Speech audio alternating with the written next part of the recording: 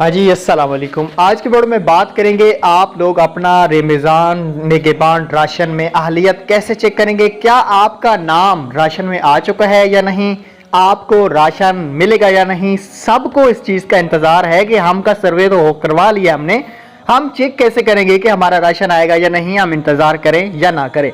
Video पूरी देखना। उससे पहले अगर आप हमारे चैनल पे नए तो सब्सक्राइब कीजिएगा।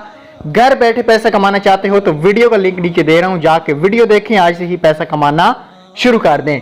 चलें आज की इस वीडियो को शुरू कर लेते हैं।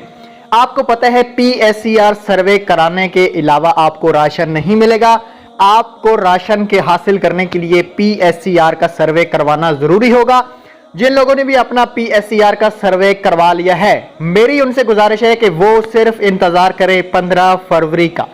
15 फरवरी के बाद आप लोग चेक कर सकते हैं कि आपको राशन मिलेगा या नहीं, आपका नाम राशन में आया है या नहीं। क्योंकि ये भी एक डायनामिक सर्वे जिस तरह होता है NSER का सर्वे, ये भी उसी तरह का सर्वे है। सर्वे के बाद आपका PMT स्कोर बनता है।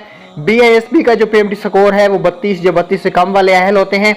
अब राशन निगहबान का नहीं पता कि गवर्नमेंट 40 स्कोर तक अहल करती है या 32 स्कोर तक, तो इसके हवाले से जैसे ही पोर्टल आएगा अहलियत वाला मैं आपके साथ शेयर कर लूंगा। तो आप हमारे साथ जुड़ के रहे थे।